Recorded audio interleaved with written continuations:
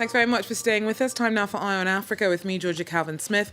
Tonight, vigils continue for the dozens missing in a ferry accident off the coast of Gabon's capital. At least half a dozen were killed, and there's been a backlash against authorities' allegedly slow response to the crisis. Also, delegates for the UN Security Council meet some of the thousands displaced by ongoing clashes in Eastern DR Congo. Civilians continue to be caught up in the battle between soldiers and M23 rebels. And a new exhibition set up in Senegal to bear witness to the trauma and abuse suffered by Gambians who lived through the 22-year rule of former President Yaya Jammeh. Many of his victims were forced to flee the country.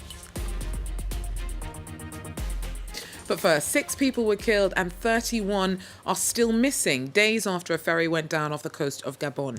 Relatives and friends of those lost and missing have been holding vigils on the dock from which the ship departed last week. There's growing anger at authorities' response to the crisis. Olivia Bizot has more. Since last week's deadly shipwreck, Gabonese people have been paying their respects here, at the port of Libreville, where the boat took off with its 161 passengers. People are not only here to mourn the victims of the accident, but also to shed light on what happened.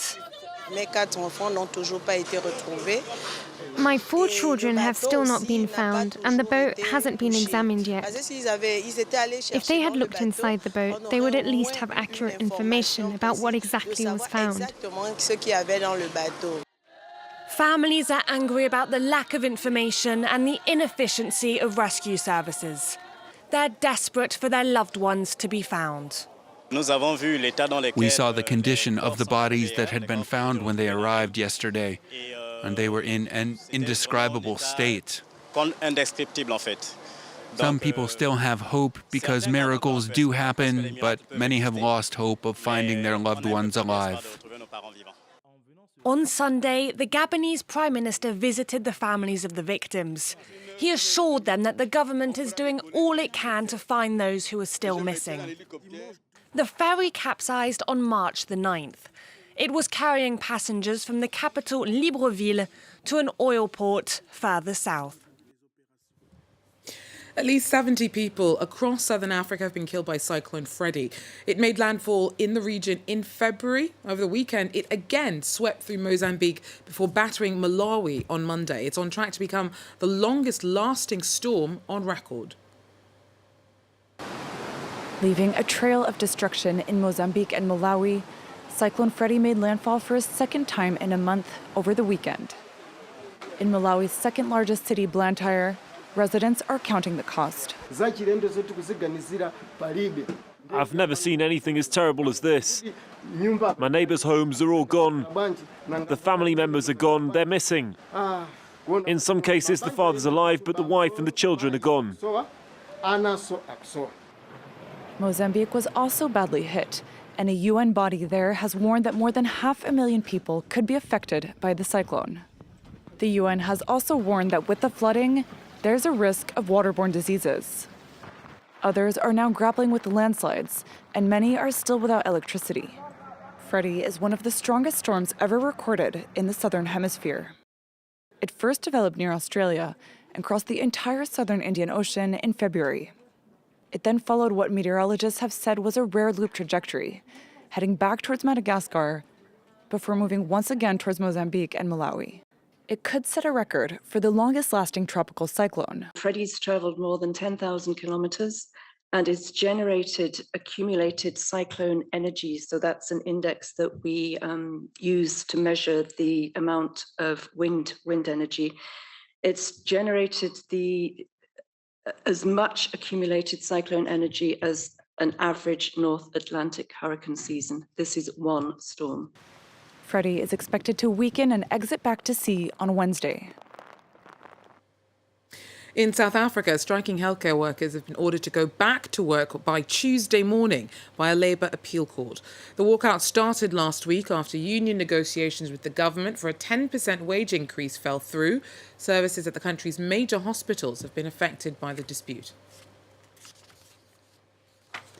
And in DR Congo, M23 militia continued to target civilians over the weekend as a UN Security Council delegation visited the restive east and called for a political solution to the insurgency. At least 5 people were killed in Kahumiro on Saturday in clashes between the M23 and the army. The conflicts forced over 800,000 people from their homes, some who found refuge in a displaced person camp in Goma. Our correspondents report. Gathered, exhausted, they all have come to welcome the United Nations representatives visiting the Bushagara camp. These displaced people arrived here at the gates of Goma 6 months ago after fleeing the fighting between the Congolese army, armed groups, and the M23.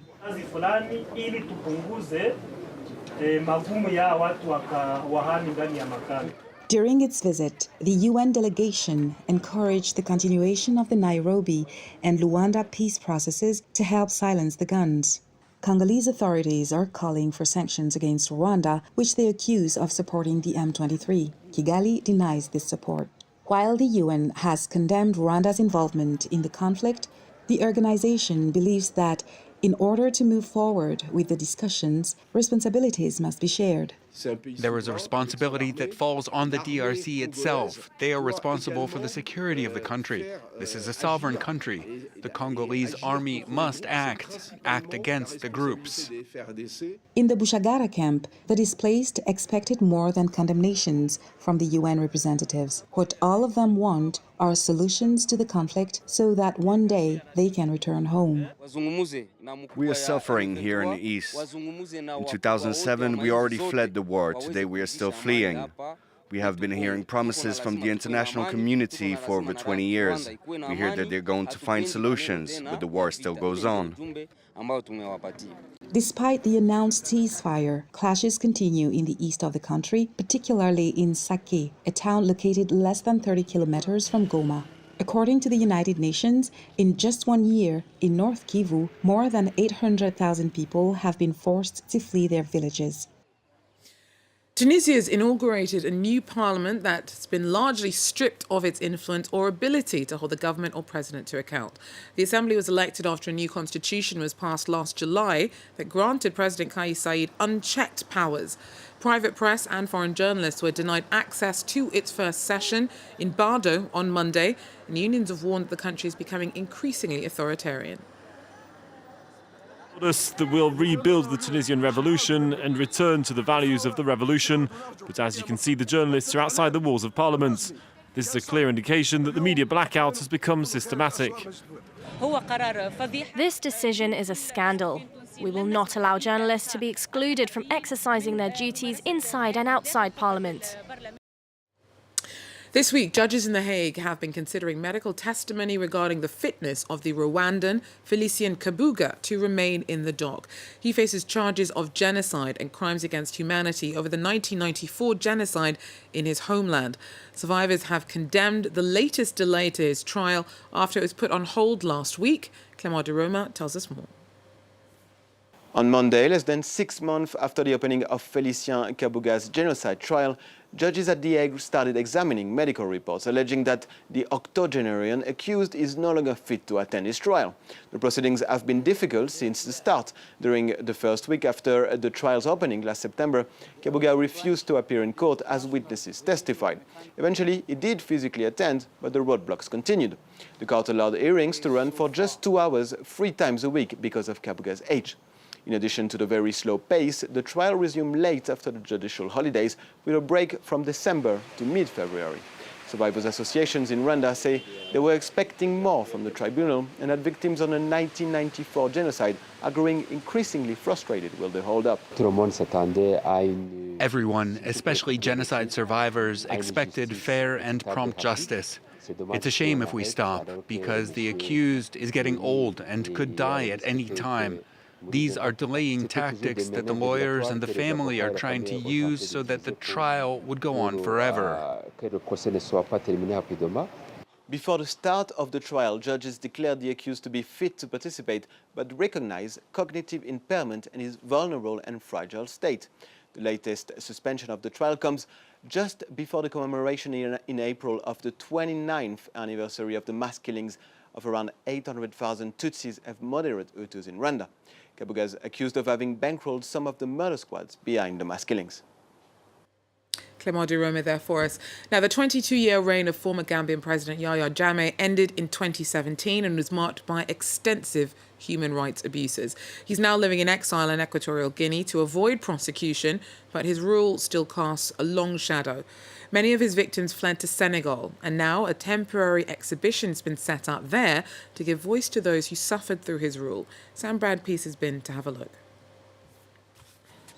Memory House is a Gambian exhibition project that uses visual storytelling to document abuses that took place under Yaya Jammeh's regime and to stop the perpetrators from fading into obscurity. For the first time, it's visiting Senegal, where hundreds of school children have come to learn about the not-so-distant past. To be honest with you, I didn't know much about all this. I had heard stories, but I didn't realize how bad it was. None of us want what happened in the Gambia to happen to us. They really suffered. There were people who lost everything. People were traumatized. Sira Ndau's uncle was killed by the Jammeh regime. She's now a human rights activist determined to make sure that the mistakes of the past don't happen again. As you can see, we have students here. We're here engaging with students from Senegal. We do the same thing in Gambia, where we engage with the students and next generation to teach about human rights violations and how we can prevent that, and how we can cultivate a culture, a sustainable culture of human rights and rule of law in Gambia. There are future plans for the Memory House exhibition to visit Ghana, Nigeria and New York. Well, that's it for Eye on Africa. Thanks for joining us. Do so again if you can. Till then, take care.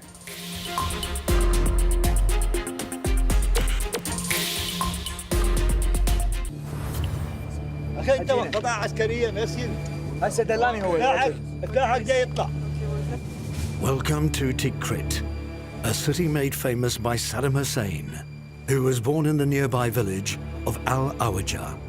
This was his grave, but no one knows where or what's become of his tomb.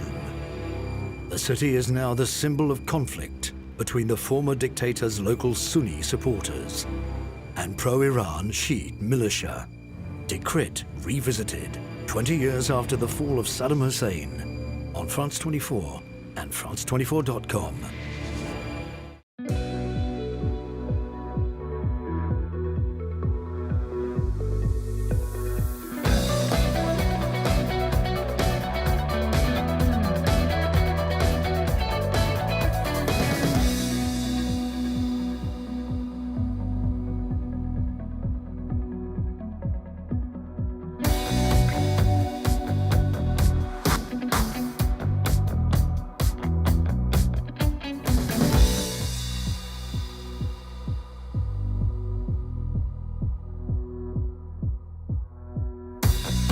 France 24, every art form.